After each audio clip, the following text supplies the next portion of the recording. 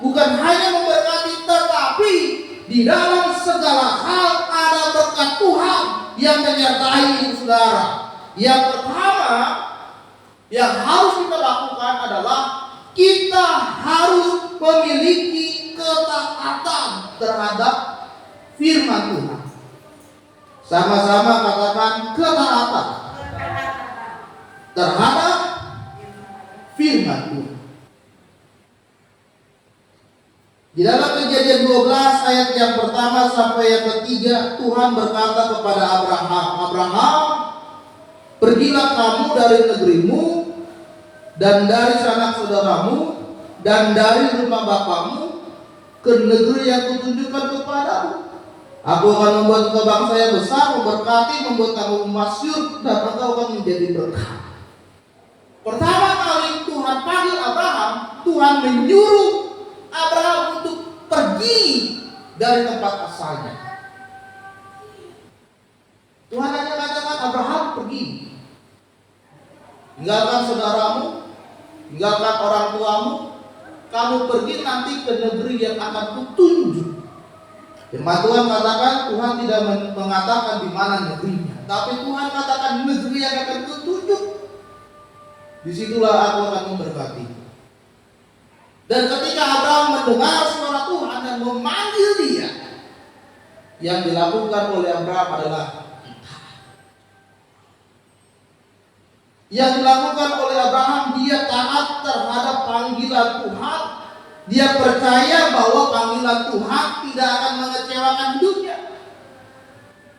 Karena Tuhan berkata, di negeri itu Abraham, aku akan memberkati engkau. Engkau akan menjadi bangsa yang besar. Hari ini kita belajar, jangan pernah saudara meragukan panggilan dan janji Tuhan. Amin. Meskipun kadang-kadang kita merasa, Tuhan benar gak ini panggilanmu? Dari tahun ke tahun hidup saya begini-begini aja, susah.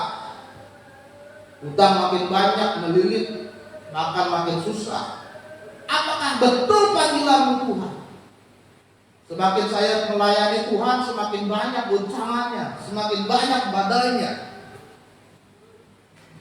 Apakah betul panggilan saya harus melayani Tuhan? Tapi saudara percaya bahwa ketika Tuhan sudah memanggil engkau melayani, taatlah terhadap firman Tuhan. Amin. Saudara, Abraham taat terhadap firman Tuhan. Ketaatan adalah kunci bagaimana kita bisa diberkati oleh Tuhan. Amin.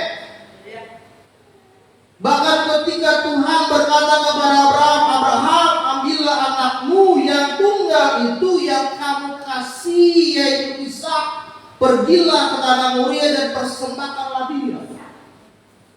Anak yang dia kasih selama 25 tahun sebagai penerus dari dirinya. Ketika Tuhan katakan, ambil anakmu, bawa ke Gunung Moria, persembahkan. Abraham berkata, ya Bang. Bahasa aslinya adalah hineni. Hineni itu bukan hanya panggilan, ya. Kalau saya suruh anak saya, Erasmus, ambil minum. Ya, iyanya, tapi dalam keadaan terpaksa. Iya, apalagi sih kan gitu. Erasmus kasih minum adek. Iya, apalagi sih ya. Iyanya itu bukan begitu. Kata ini diartikan adalah jawaban yang sangat tulus dari dalam hati. Padahal disuruh mempersembahkan anaknya. Tapi Abraham bilang, ya, dari dalam hatinya dia akan melakukan. Wow. That is ketaatan. Jadi saudara, yang namanya ketaatan tidak ada kepura-puraan dengan Tuhan. Karena Tuhan tahu apa yang menjadi isi hati saudara. Tanpa saudara serukan pun Tuhan tahu apa yang menjadi kebutuhan saudara saat ini. Tapi Tuhan ingin melihat bagaimana dirimu bisa taat kepada Tuhan. Kalau datang ke gereja jangan hanya pelayanan. Wah, saya kan nggak ada jadwal pelayanan, ya udah nggak datang ibadah sore. Ah, saya kan nggak ada jadwal ibadah tengah minggu, nggak datang ibadah tengah minggu. Ah, saya nggak ada jadwal 2 semalaman, nggak datang 2 semalaman. Itu bukan orang taat, saudara. Kalau saudara taat, ada tidak ada jadwal saudara pelayanan, ketika ada persekutuan di rumah Tuhan, datang. Itu taat. Ada tidak ada saudara pelayanan, ketika ada jadwal pelayanan, ada jadwal ibadah, datang. Itu artinya saudara rindu dengan Tuhan, bukan rindu pelayanan. Beda ya, rindu dengan Tuhan dengan atau rindu pelayanan. Kalau rindu dengan Tuhan, ketika ada persekutuan, kita hadir, merasakan hubungan kita bisa lebih dekat lagi dengan Tuhan. Saudara, ketaatan adalah perintah Tuhan di dalam hidup kita. Karena ketika saudara taat, saudara akan melihat bagaimana pintu-pintu berkat Tuhan akan bukakan dalam kehidupan saudara. Bagaimana pintu berkat Tuhan akan bukakan dalam kehidupanmu. Yang penting taat sama firman.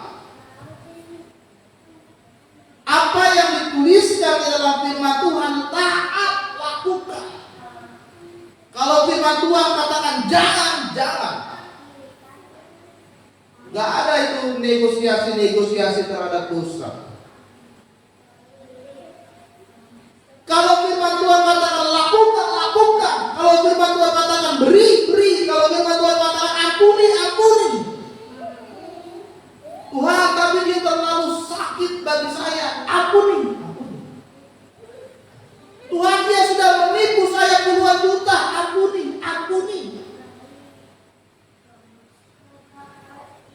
Tuhan, dia sudah buat malu saya kepada orang banyak, katakan Tuhan, firman Tuhan bilang ampuni. Itu kan. Meskipun kadang berat ya, aduh gimana sih rasanya ngakuin orang yang bikin hati ini tersayat-sayat, tapi mengampuni. Jadi saudara, pertama itu adalah kita harus taat dulu sama firman Tuhan. Ketika Elia diperintahkan oleh Tuhan dalam pelariannya dari Sungai Krit, Tuhan berkata, Elia, kamu pergilah ke Sarfat di wilayah Sidon. Di sana kamu akan berjumpa dengan seorang janda, dan janda itulah yang akan memberi engkau makan.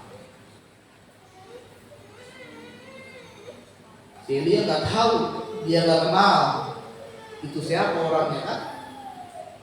Dia tidak pernah bertemu sebelumnya, saudara. Tapi Tuhan bilang, pergi ke Sarfat, nanti ada seorang janda dan kamu akan diberi makan oleh dia.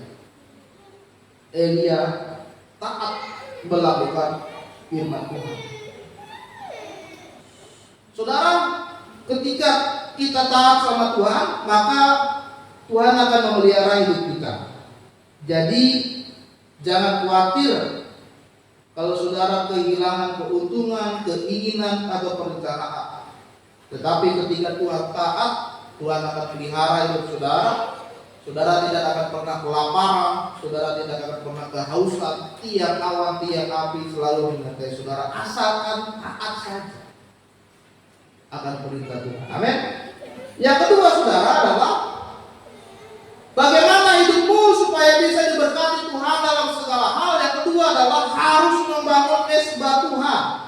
Dalam Kejadian 12 ayat yang ke-7 dijelaskan ketika Tuhan menampakkan diri kepada Abram dan berfirman, aku telah memberikan negeri ini kepadamu, maka didirikannya di situ mesbah Tuhan yang telah menampakkan diri kepadanya. Ketika Tuhan menampakkan diri kepada Abraham, di tempat itulah Abraham membangun mesbah Tuhan. Mesbah Tuhan adalah tempat bagaimana kita bisa menaikkan syukur dan kasih kita kepada Tuhan. Bagaimana kita bisa membangun persekutuan kita dan hubungan kita kembali dengan Tuhan, itulah yang kita perlukan, bangun mesbah Tuhan.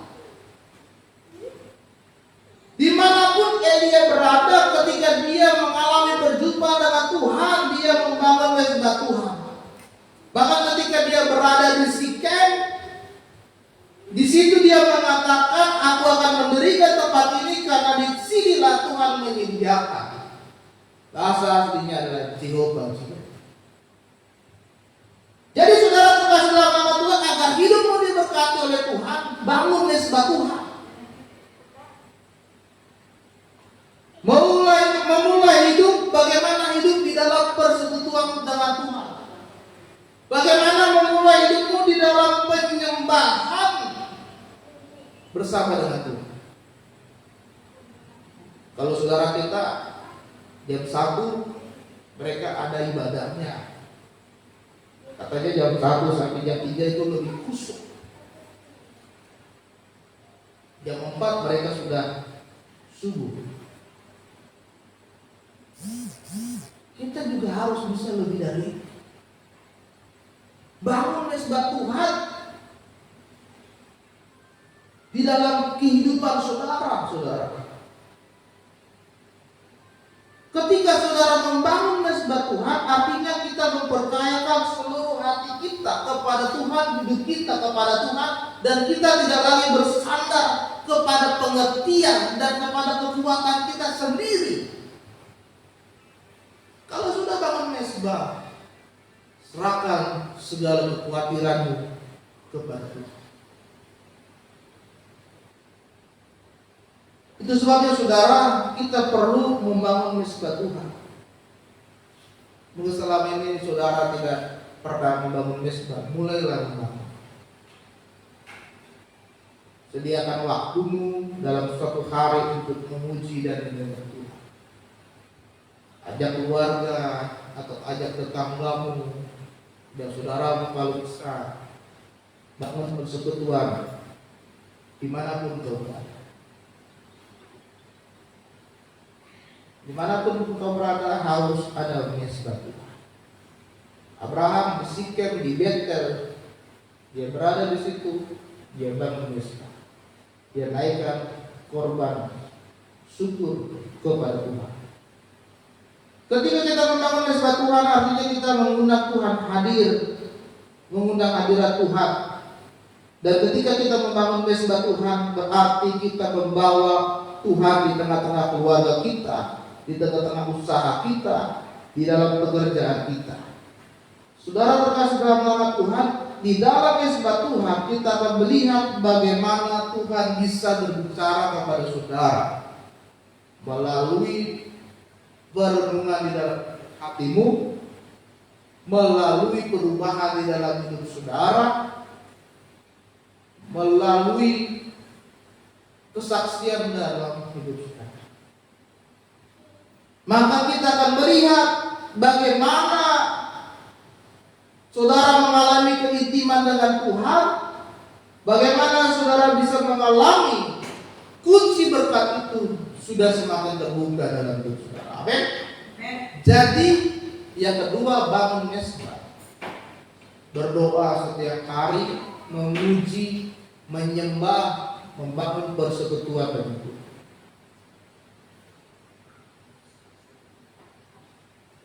Ada tidak ada Facebook tetap bangun mesbah ya.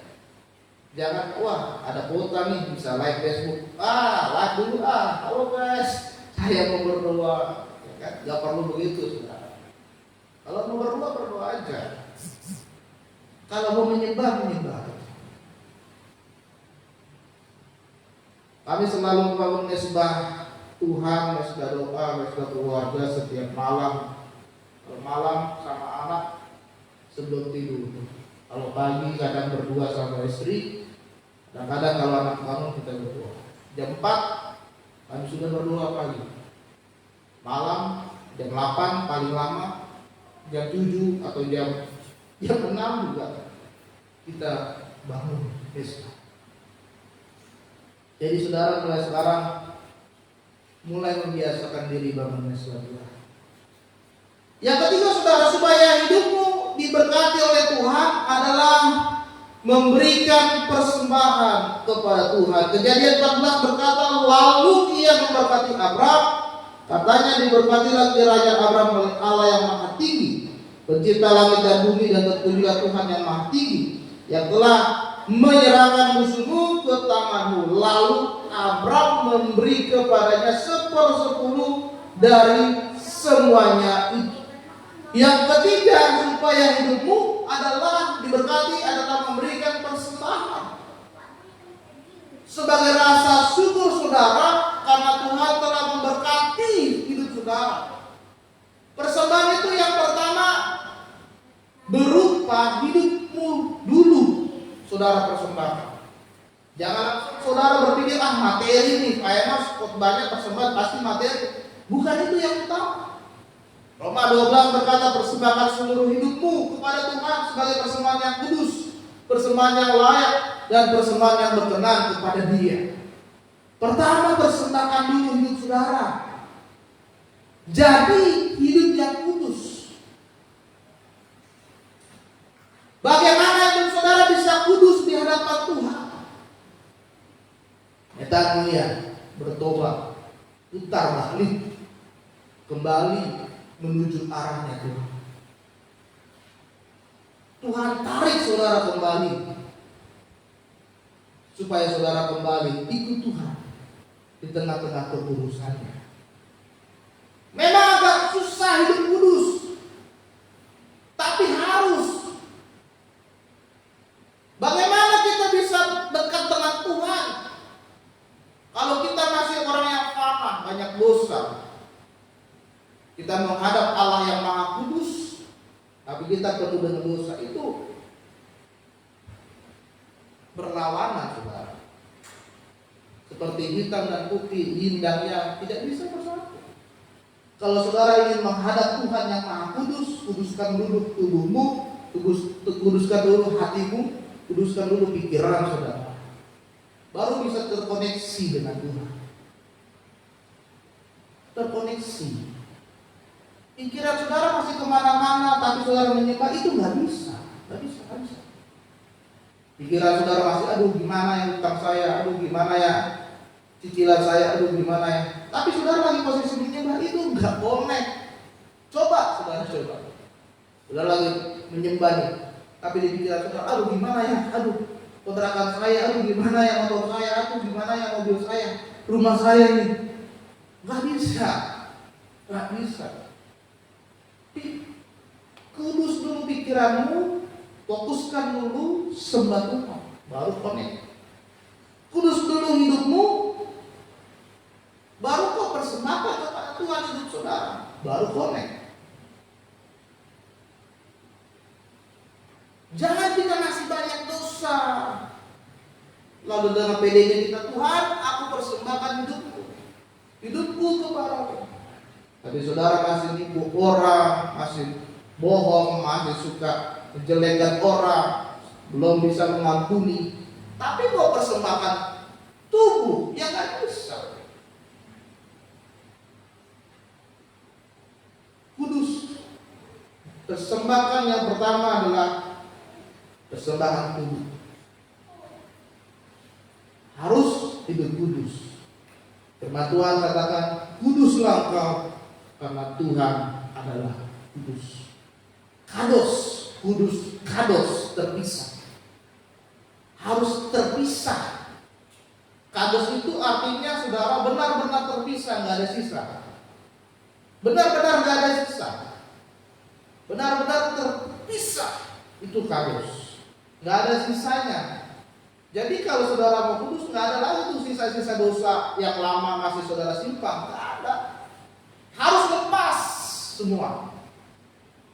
Itu kados, kudus, terpisah, nggak ada sisa sedikit pun, serpian-serpian pun nggak ada, harus lepas. Itu kudus. Dari percabulan, perzinahan, kata-kata sumpah serapah, memaki orang, lepas.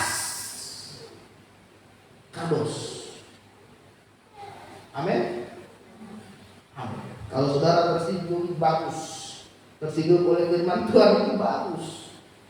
Saya mah sering tersinggung oleh firman, bagus banget. Tapi kalau sudah tidak bisa tersinggung oleh firman, berarti saudara sudah keras. Tapi kalau saudara masih bisa tersinggung oleh firman, berarti hatimu masih bisa diperbaharui oleh Tuhan. Yang kedua adalah kita harus mempersembahkan materi yang kita miliki. Kenapa? Karena itu Tuhan yang beri. Bagaimana saudara bisa mendapatkan pekerjaan, mendapatkan gaji, lalu saudara mendapatkan tambahan-tambahan yang lain, bonus? Bagi persembahkan sebagian kepada Tuhan. Tadi Abraham ketika dia mendapatkan semuanya, firman Tuhan katakan dia memberikan 1/10 dari semuanya. Bukan 1/10 dari bagian ini bukan. Tapi 1/10 dari semua yang dia miliki, dia persembahkan ke Tuhan. Yang kedua saudara, mulailah belajar memberi yang terbaik kepada Tuhan. Melalui persembahan saudara, melalui perpuluhan saudara, melalui ucapan syukur saudara, melalui janji iman saudara yang dipakai untuk pelayanan Tuhan, pekerjaan Tuhan, beri yang terbaik. Beri yang terbaik. Kalau saudara berpikir, wah 1/10 Pak Pendeta kurang, naikkan 1/20, ya kan? 1/30. Kalau saudara pikir, wah 1/30 kurang, naikkan 50%. Gitu ya. Ketika kita memberi persembahan kepada Tuhan, artinya kita memulai memuliakan Tuhan dengan hartamu. Amsal 3 ayat 9 berkata, muliakanlah Tuhan dengan hartamu, dengan hasil pertama dari segala penghasilanmu. Saudara yang terkasih dalam nama Tuhan, yang ketiga adalah belajar memberikan persembahan. Yang pertama, persembahkanlah tubuhmu menjadi persembahan yang kudus, layak dan berkenan di hadapan Tuhan. Yang kedua, mulailah memberi persembahan materi untuk pekerjaan nama Tuhan. Pekerjaan nama Tuhan, pekerjaan Tuhan, bukan pekerjaan manusia. Pekerjaan Tuhan saja saudara tidak mau beri, apalagi pekerjaan yang lain. Artinya jangan pernah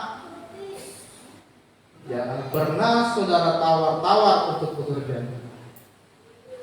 Kalau saudara mulai tawar-tawar, Tuhan juga berkatnya nanti akan tawar-tawar. Jadi malam hari ini kita mau belajar bagaimana supaya hidupmu diberkati oleh Tuhan. Ya, yang pertama tadi adalah taat terhadap firman. Yang kedua adalah mulai membangun mesbah Tuhan. Dan yang ketiga, mulailah memberikan persembahan, mempersembahkan hidup dan memberikan persembahan yang terbaik kepada Tuhan. Biarlah malam hari ini firman Tuhan memberkati setiap saudara yang mendengar, baik di gereja ini maupun yang menyaksikan tayangan live streaming di Facebook. Kiranya Tuhan memberkati kita semua. Amin. Amin untuk firman Tuhan.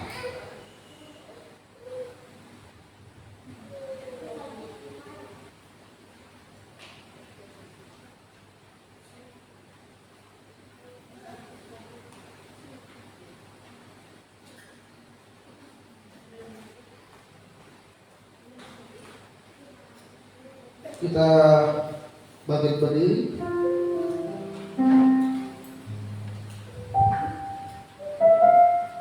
Kau Tuhan yang selamatkanku, terima kasih Yesus. Kau Tuhan yang pulihkan, Kau Tuhan yang pulihkanku, terima kasih. Kau Tuhan yang sembuhkanku, Kau Tuhan yang sembuhkanku, terima kasih Yesus. Kau Tuhan yang memberkatiku, yang memberkatiku. Terima kasih, segala pujian dan syukur, segala pujian dan syukur hanya bagimu Yesus. Dengan apa kamu balas? Dengan apakah ku balas kasih-Mu? Segala hormat kemuliaan, segala hormat kemuliaan hanyalah bagimu, hanyalah yang bagimu. Kusembah Yesus, kusembah Yesus seumur hidup. Kita akan bernyanyi dari awal. Katakan kau Tuhan yang selamatkan, kau Tuhan yang selamatkan. Terima kasih Yesus. Kau Tuhan yang berikan, yang berikanku. Terima kasih. Kau Tuhan yang sembuhkan, Kau Tuhan yang sembuhkanku. Terima kasih Yesus. Kau Tuhan yang memberkati, Kau Tuhan yang memberkatiku. Terima kasih, segala pujian dan syukur hanya bagi Yesus. Segala pujian dan syukur hanya bagimu Yesus. Dengan apakah ku balas? Dengan apakah ku balas kasih-Mu? Segala hormat kemuliaan, segala hormat kemuliaan